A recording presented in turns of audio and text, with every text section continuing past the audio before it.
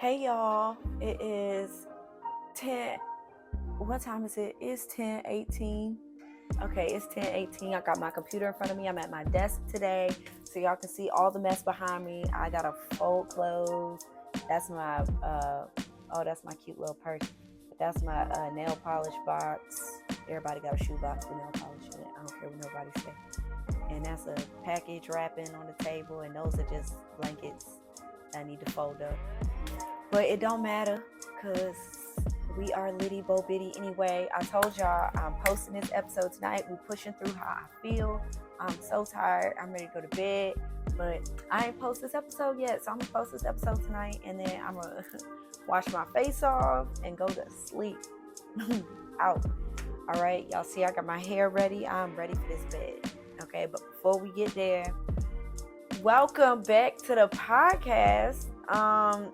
New name, who this, right? Like the Life Unveiled, a podcast by Jake. Like, whoo, whole new name, whole new flow, whole new vibe.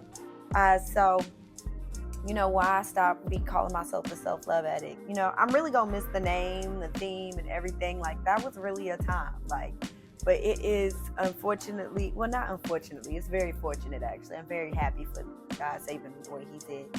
But it's the end of an era. And we are no longer addicted, y'all. Like the reality is I just wanted something that embodied the changes that I'm going through in my life. And right now, it's just like, addicted to what? Like, I'm on a sobriety journey. I'm not addicted to nothing. Like, I'm not lukewarm anymore. I'm just truly on fire for God. Like, I'm ripping the mask off. Like, I'm just letting myself like be myself all the way. So with that being said, it was time to change and embrace who God called me to be. And that person is Jay White. Like, that's who I am. So I'm very happy about the growth and the change that's going on. If y'all see me looking over or anything like that, it's because I have my outline pulled up on my computer screen. I ain't playing no games, okay? I got everything set up. I got my water in my wine glass. We are live, okay? That's all happening right now. Ooh, excuse me, water break. Cannot talk to y'all with a dry throat. Okay. I'm still a goofball though. All right, so with this name change and things, you know, just coming into a new space, these are some things that you can expect from me. First of all, it's still a self-love journey. Like, first and foremost, just because we're not self-love addicts, it does not mean that this is not a self-love journey. This is still a journey to loving self and being with self. It's just a little bit more God heavy. Like, it's just a little bit more Christ centered. Like, it's about loving the person God called me to be. And, you know, with that, I'm still taking y'all on a journey of my life through my life. Like, it's called the Life Unveiled. Like, y'all are going to get firsthand experience of that journey with Christ to loving myself. Like, it's a very real situation here. I'm like letting y'all see the most vulnerable parts of my soul and my heart, my most secret insecurities. All of that's gonna be coming out here. Like, it's still very much like life lessons and all of that stuff. It's just more scripture, a couple more words from God, and just the raw journey of faith overall. Like, it's just a little bit deeper than just taking yourself out on dates and prioritizing your own needs. Like, blah, blah. That's such a selfish perspective of self-love, in my opinion. Self-love is really like loving yourself enough to let God use you, loving yourself enough to let go of who you think you are to be who God called you to be. Like, that's a different level of self-love. So that's the space we're operating in this time. Also, I know when I like did my podcast for the very first time, I always had guests every week, and I was just, you know, operating in the space of doing a lot of interviews. And I do want to bring that back on a more consistent basis, because it did evolve to a place where it was just me.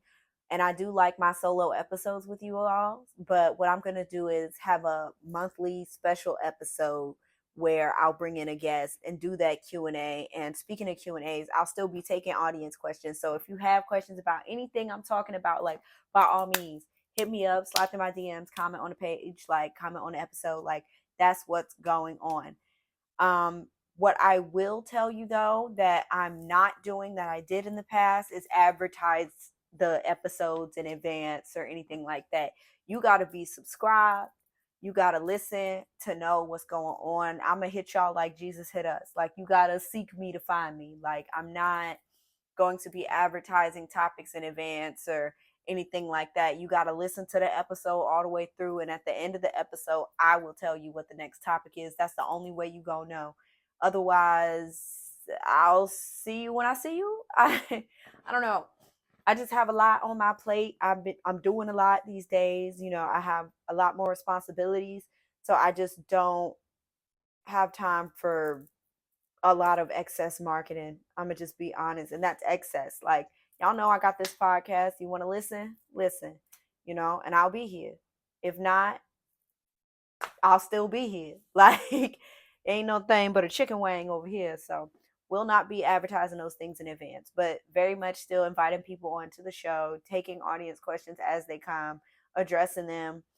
And as the podcast evolves, we'll see what works best, what doesn't, you know, and we'll go from there. But those are the things that you can expect from this new and improved version of self love. All right, so let's go ahead and get into the topic for real, for real. Like, the name of the episode is New Name Who This, but like, the real topic is about how sobriety was just a catalyst for just this new path that I'm on. So let's take it back. So if you know me or have seen me or met me or even just see me on the street acting crazy, then you're probably a little privy to my issues with getting lit and just being a mess. And it's just, oh, it's a journey from going, just from being that crazy person and being, well, growing into who I am now. Like, that's a journey by itself. But one thing you don't know about me is that alcoholism does run in my family on both sides. It is a two-sided situation. So, like, on my dad's side of the family, they be getting drunk as all get out. And then on my mom's side of the family, her dad was an alcoholic. And though I never met the man, she's told me some pretty traumatizing things that did happen in her past. So just, it's obviously a generational curse that's like on the family. Well, I don't claim that. It's not on the family. I broke that off. Bah! But it's definitely something that plagued my bloodline for a long time. And why, I don't know. I don't know who put what curse where, but I do know I break them things like it's nothing. You know, God gave me the power to trample on scorpions and whatnot. And I be growing extra legs just to step on them. Like, what's good? So that's how it is. But I definitely did grow up seeing a lot and knowing a lot of things that I didn't need to see or know from a very young age. And as I look back, I realized, like, yo, like, I remember even having conversations with my sister about some things where we just look back and be like, you know, we didn't realize what it was back then, but now we know. And we're just like, yo, this is a running issue. And like, even I remember being younger in like seventh grade and just being like, I don't want to do drugs. I don't want anything to do with alcohol. I just don't want anything to do with that. It destroys people. It turns them into people that you just don't want to see. Like, I just knew that very early. But you know, you fast forward to college and don't get me wrong, like at ODU, my freshman year, anybody who met me freshman year, they knew I was not drinking and smoking. Like, I would still be out. I would still be twerking. You know, I love a little booty shake here and there. I ain't gonna hold you. I'll bounce this ass. But like, as far as like drinking, I was not doing that at the party. I was just bent over somewhere twerking, throwing it back. That's what I was doing. I was not drinking. I was not that girl. Like, I would watch everybody do it and be like, y'all look like y'all having a great time. But I would be okay with my good time being sober. It wasn't until it wasn't until a boy made me mad and I went over to, okay, so at ODU is these apartment areas in the back of the campus called Power 10, and that's where all the football players and stuff live. So I went over there with a couple of friends and stuff. Like I was supposed to hang out with dude made me mad, so I went and hung out with my girls instead. And I was like, you know what, let's get me drunk, let's turn me up. I ain't never been turned up before. Fuck it, y'all be having a good time, like let's do it. And that's when it all started for me. And that was like right before my birthday, my freshman year. Like, and my birthday's in November, so like the semester was already almost over. Like it was really like the end of the semester, and I was like, all right, turn me up. And so, like, and I ain't gonna hold y'all, like them first couple years of me drinking alcohol and then like learning to smoke weed and all that stuff, I had a great time. But like then life started happening, and I started like using that as a coping mechanism instead. Like, and you see, like even with like me being like, oh okay y'all, going ahead and turn me up, like even in that moment it was just like I walked away from what I knew in Christ and God and everything, and started, going to the world. Like I was like, all right, look, this praying ain't working. I'm still hurting. Like, what's going on? And so I went over, but like then it started happening more often. Like little by little, like my head just slowly started turning away from God and toward the world. And like soon, well, not soon, but like eventually, I would say within the next 2 or 3 years of me doing that, I found myself like doing some of the same like traumatic things that I've seen growing up. I just did those things around people that I cared about. And like even now, like if I get too drunk, it'll happen like almost like that now, because I feel like God is like really telling me like stop, like do not do that, like do not drink at all, like stop, be sober, you're done. And like so now it's like it don't even have to take time. Like now it's just automatic, like bam, the switch goes off anytime I touch it. But like before, like I would have to get really, really, really lit and like be like, "Ugh," and then I would be out here acting crazy. But yeah, I just found myself hurting the people around me. Um, Obviously, it's not intentional, but I still did it, and that's something that I don't take lightly, is that it still happened. Like, that's one thing. Like, I know there are people out here who do things, but like, if they don't remember it, they're like, oh, well, I was lit, blah, blah, blah. And they try to use that as an excuse, but it's not an excuse. Like, you still did it. And like whatever was said from your subconscious mind, that means it existed in your subconscious mind. Now everybody know. Like, it's not anything to take lightly. So I found myself doing that. And then like everything really came to a head when I started hurting people who are helping me on my journey, like, and helping me become a better version of myself, like sabotaging new blessings in my life. Like, and that's more recently. And like that's kind of really when I was just like, no, I'm not doing this no more, because I can't close the doors that God's trying to open in my life. And that was really the shift. Like, so I was really hurting people. Like, that's what caused the shift though. Like seeing myself like try to close doors that God is trying to open for me is just like, all right, I can't do that. It's because I started irritating those people, triggering them. Yeah. But like once I put the weed away, that was really the hard one, was like not smoking. Cause like y'all, when you high and you like when you like smoke weed and you like get high, like that feeling of being high, like I don't like it so much anymore. But and like honestly, while I was smoking, I don't think I liked it either. But I did like the act of like putting something to my mouth and smoking it, if that makes like that got me. Like that's what got me through. But once I put that down, I was able to say goodbye to all the other stuff. Like it was just easy to get rid of everything else once I got rid of that. And like everyone gives off an aura and has a vibration about themselves, and like between weed and alcohol, they suppress that aura. And like so like how God calls you a vessel, and like he's like, this is a vessel to be used. Like one thing I've noticed is that when you black out and stuff like that, you don't remember what you're doing because it's not you. And like when people be like, I don't remember doing that, I don't remember, like that wasn't me, that's not me, that's not how I feel. It's not you. Like when you let your aura field get down to a certain space, like you become an empty vessel to be used by whatever is going on around you in the spirit. And a lot of times when you're in those spaces and in those places doing those things, it ain't too many benevolent spirits around. And so they kind of hijack the vessel and just start thumbing through your mind and saying whatever they want to say on your behalf. And it's just like, if I can be used like that, I need to be more mindful. That's why God calls us to be sober and vigilant, because there's always, what is it, the devil's walking around prowling in the night like a little, well, I like to call him a little puss ass bitch, but that's not what is in the text. But that's what I say, prowling around like a little puss ass bitch. And he just trying to use whoever's available, and you just can't let that happen to you. So like, just for me on my journey, like wanting God to be the only one to use me, like God is the only one allowed to use this vessel. Like nobody else is allowed to use it. Like I am clean.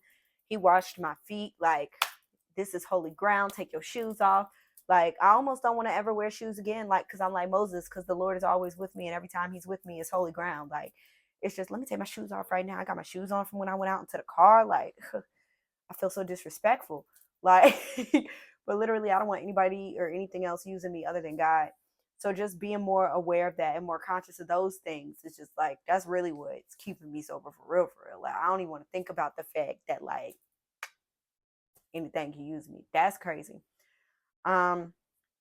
Literally just in that period of time. So let me beg it up for y'all. I started being sober last December in like the middle of the month. Now, anybody that knows me knows I have been trying, like all last 2023, like the whole year.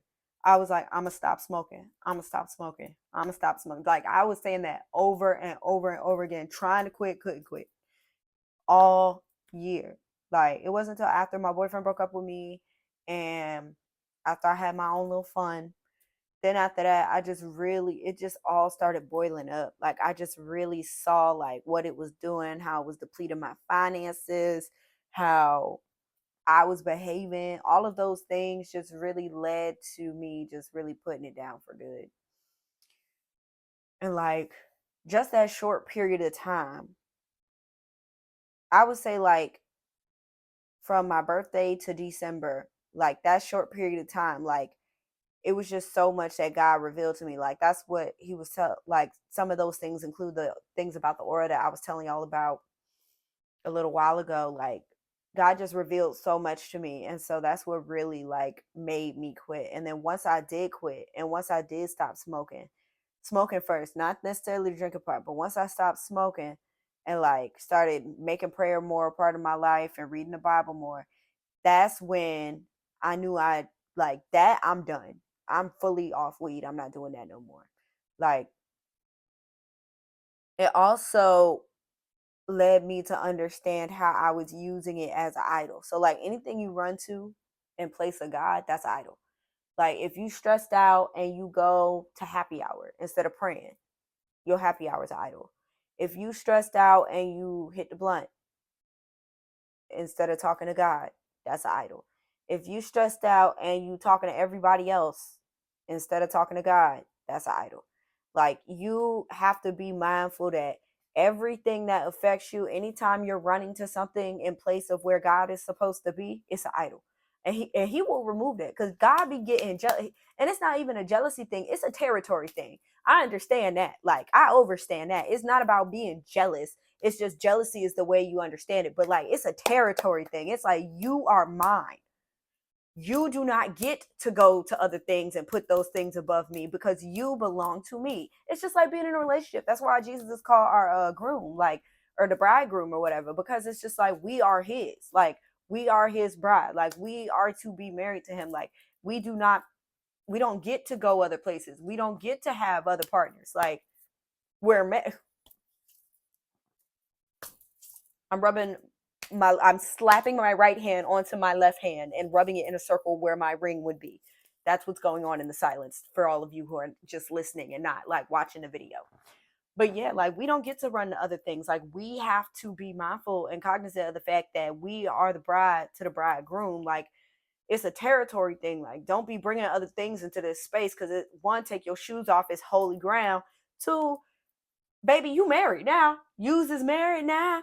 You don't get to do all that. Like, Yous is married now. So with that going on, like, of course he gonna get mad and be like, you're cheating on me. Cause that's what you doing. You cheating. Are you a cheating asshole? No. You better not be. Not out here. Like, pull yourself together. Pull yourself together. Like, and he out here sacrificing himself, giving you all the desires of his heart for you. Like, disrespectful, honestly. But there is good news though. If you can bow down to addiction or to whatever those idols are, that means that you can bow to Jesus. Like, you just got to get addicted to praising his name and going to him and letting him be your God, and like letting God guide you, and like being in his presence and talking to him and just doing all those things. Like, that's what you got to get addicted to. That's what you got to start submitting yourself to. That's what you got to start letting run rampant in your mind. It's just Jesus this, Jesus that.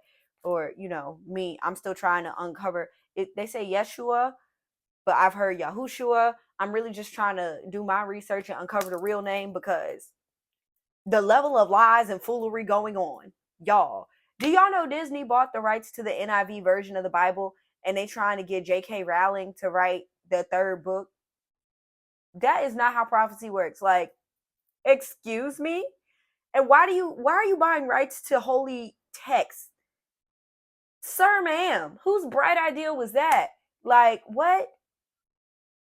I don't even want to talk about what. There's some very specific scriptures about people who alter the word in the Bible. There's some very specific scriptures about that.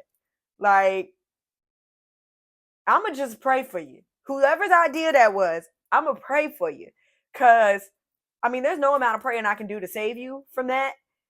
But who, but that being said, like, I'm trying to uncover the real name. But just getting in your word and like reading the Bible in its entirety and keeping those and like putting that in your heart before they take it off the earth, because that's clearly what they're trying to do. Like, putting those scriptures and stuff in your heart, like, that's so important right now. Like, right now. Like, do not wait. Like, they're already pulling scriptures out of Matthew that like encourage prayer and fasting. I said that in one of my YouTube videos. Like, they're really taking Matthew 17:21 out the Bible. Like, some of them skip from Matthew 17:19 and go straight to Matthew 17:23. They don't even talk about like how to drive out those things. Like, they don't want you to know that you can drive demons and drive curses and drive like all types of things out of your life just through prayer and fasting. When you pray and fast together, and like, by all means, while you're fasting, you should be worshiping and praising. Like, that goes in place of whatever you're fasting from. Like, you need to be actively doing those things in unison together. That's how powerful it is that they don't even want you to know it. They don't even want you to know that that's what you got to do sometimes. And I'll take it a step further. For your health, when you fast like that, you generate new brain cells. Your body begins to eat everything in it that isn't, like, that can be used for energy. That includes anything that's malignant in there. Begins to get your body's hungry now. It's like, we ready to rumble now. Your immune system starts getting better. Like, all of your hormone levels start balancing out. Like, everything just happens for you. It's like a natural reset button for your body. Honestly, that's what it does. Like, and they don't want you to know that. Like, they don't want you to know those things. They don't want you to achieve that higher level of consciousness and elevate into those spaces. They don't want that, because then once you start doing that and start trying to open up your pineal gland and start looking at the world for what it really is and walking in the spirit for real, then you're going to start seeing the bullshit. And they don't want you to see the bullshit. They want you to stay in the matrix. So, y'all, I could go on for, like, I'm telling y'all, the way I'm researching and just rabbit holing this stuff is wow. I've never been this close to God. I don't think ever. I don't think I've ever been this close to God and this invested in knowing his truth and knowing his word and knowing his plans for my life. Like, I've always, like I said, no more than lukewarm. Like, I've always kind of known, but I just, now it's on some other stuff. So definitely understand that if you are addicted to anything, or if you're going through your own issues with marijuana, weed, crack, whatever, I was never a crackhead, but if you're a crackhead, And I would love to tell you I'm not judging, but I am. That's something that God's just got to work on in me though, because crack, really. But if you are stressing out and struggling with those things, like you gotta understand that one, there's hope for you, because if you can bow down to the pipe, you can bow down to the blunt, you can bow down to the bottle. If you can bow down to all those things, bow down to the needle, bow down to the pills. If you can bow down to all those things, shoot, workaholic is real. Bow down to work. Like if you can bow down to all those things, like all you got to do is transmute that energy and bow down to Jesus. Like bow down to Yeshua, like bow down to God. Like just transmute the energy. Law of transmutation, if you don't know what that is basically converting one thing from one place to another place. But yeah, just shift the paradigm and go to God. Like that's the advice. Okay, so now it is time for the Unveiled Conversations. So Unveiled Conversations, this is the section I was talking about earlier where I said I am taking audience questions.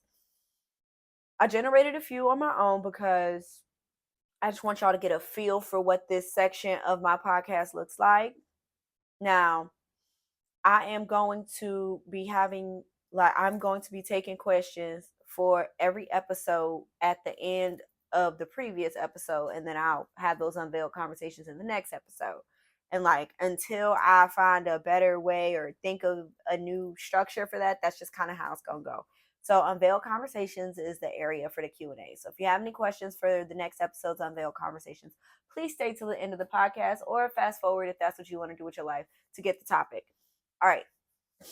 So the first question is, how's being sober impacted my growth lately? Y'all, my growth journey has been flourishing. Y'all see I'm up here late at night recording and posting. I'm posting this today too. Like I'm recording it today and I'm posting it today. Like the level of discipline I have for getting things done because my head is clear. I can do my work now. Like before I would be like there was a time right now where I would have put this off till tomorrow, which never comes. It's always going to be tomorrow. There's always going to be a tomorrow. Like that's why it's so imperative to get things done today. But there is a part of like there's a version of me that would have put all of this off and never got it done probably, but I would have put it off because I would have been ready to smoke and go to sleep. Now, what kind of mess is that? Like, as I look back on how much time was wasted just because I used to want to smoke and go to bed, like, ain't even worth it. So, yeah, it's impacted my growth heavily. I've been able to get a lot of things done and show up in the roles that I've been assigned, especially at work, within the nonprofits, the extracurriculars, and my own personal business, and for my clients. I've just been able to show up better as a better version of myself. I'm not the best version yet, but dang it, I'm getting closer and closer every day. Next question. How long do you plan on being sober? Was dry January just a phase? Okay, so I talked a little bit about this yesterday in my YouTube video. So basically, by the time I turned 30, like I said, my birthday's in November. And I'm 29 now, so this year's the year. When I turn 30, I'm gonna cut everything off for good, and I'm not gonna touch nothing ever again. And if I do, if I do, and that's a big if, I'm certainly not gonna be smoking. If I did want to reintroduce weed back into my life, it would be through edibles, teas, tinctures. Because when you light it on fire, you create chemicals, and that's really what creates the drug. But like weed itself is a plant, and I don't subscribe to the idea that the plant is like, I just feel like it has an effect on you, sure, but like it's no different than taking the melatonin and all that stuff when it's in its natural state. So like I would be interested in making teas with it and stuff like that just to see how that goes. But that's something I want to try before I turn 30, just to know like, is this a thing or not? But see y'all, I am tired. Y'all notice dry January was definitely not a phase. It was a necessary reset, and it was a catalyst for growth. Um, Once I turn 30 though, I do plan on cutting everything off. No alcohol for sure. I want to be a herbalist and like know what herbs relax my nerves and help reset my system whenever I'm under anxiety or things like that. I really do not want alcohol at all. And like I said, like as those herbs go, like weed is a plant. So I would be interested to know like what are those effects, but I just don't want to smoke anything ever again. So that I hope that answers that question. As for the rest of my 29 though, I do plan on embarking on a intentional drinking journey full of moderation. One, it's only going to encompass beer or wine, no liquor. And if I do decide to do liquor, somebody smack me because I don't need liquor. I really don't need to drink that shit ever again. I don't need to drink that shit ever again. But I can't, you know, I'm still in my 20s. Like, what can I say? I do want to enjoy this last year of my 20s. And I do plan on enjoying it mostly sober. I just, there's going to be functions, parties, things like that. And I'm going to want to have a little glass of champagne, little prosecco for brunch. Like I'm not inhumane. Like I like mimosas and I like margaritas. Like sue me. I'm sorry, man. Like it's definitely a journey. What is intentional drinking and how long will you be doing that? Kind of answered part of that question already, but okay, so intentional drinking is like drinking with a purpose. Like I'm not about to just be buying stuff, keeping it in my house and getting drunk for no reason. That's just not what's going to be happening. And if it does take place, like it's about to be like a once in a blue moon type of thing, it's not going to be something I'm just doing all the time like I was before. So definitely intentional drinking is about being intentional while you're drinking with a purpose. So like I'm out having a good time. My purpose here is to loosen up a little bit. I'm going to have 2 or 3 drinks. That's it. How long will I be doing that? Until I'm 30. Once I turn 30, I'm done doing everything. What does the Bible say about drinking? Hey, look, there's some Christians that's gonna get mad at me for saying this, but Jesus turned the party up. He did not have to turn that water into wine, but he did that. Like he turned the function up. Did he have a glass? No, but he saw what the people was doing. He said, "You know what? I got a miracle for you." Ta-da! And he turned that function up. Like he was the life of the party that night. And I don't care what nobody say. Jesus was the life of the party that night. He knew he was the life of the party that night. Okay, they was like, "This is the best wine. Why you ain't pull this out first? This is lit. Oh my God." Oh my you. Oh my you. That's what people would say. Oh my you, Jesus. You really are the Son of God. That's the best water wine. What? And this what? And my little John and the East Side, what? That's what they was doing. He turned that function up. Did he have a glass? No. But he turned that function up. I don't care what nobody say. It turned me up, big guy. Let me cook. That's what he did. And like I feel like with that means like you're allowed to have a little drinky poo. Like personally, you're allowed to have, I believe that it says you're allowed to have a little drinky poo. You're just not supposed to be drunk. Like you are not supposed to be a drunkard. You are not supposed to be out here sloshed. Like if you have one drink, you're not drunk. You buzzed. Everybody know that. Like should you be actively still trying to like not do it and like as a representative of the gospel and God and all those things? I personally think that is something that you should be waning out of your life or not even doing for real, or like just being able to exist sober in the space. Like I personally do feel that way. But if you have one drink, I don't think it's going to kill you because the Bible doesn't command you not to drink. It just says stay sober. So like having a drink is not going to completely take you out the game because you're not drunk. I mean, unless you do get drunk off of a drink, then by all means, if that's your tolerance level, you probably shouldn't be drinking. But I personally think that like you're allowed to have a glass of wine. Like they even say like physically for your health, like a glass of red wine is actually good for your heart health. So it's like certain things it's like, okay, up to your discretion. Me personally, the Bible says to be sober and be vigilant. So be that. Be sober and be vigilant. But if you have a drink and you still are sober and vigilant, you're not doing anything wrong, in my opinion. But if I get more revelation on that from God and, find more information about that, I will share it with you. But as of now, I haven't seen anything that has explicitly said, like, no drinking at all, period. I haven't seen that in the Bible at all. So that's what I know at this time. And if I'm wrong, God will correct me and I will do my part and come back, correct myself and correct y'all. Okay. And that's how it's going to go with everything I say about God. Like, if I find out something else, I have a responsibility to come back and tell y'all what I find out from God.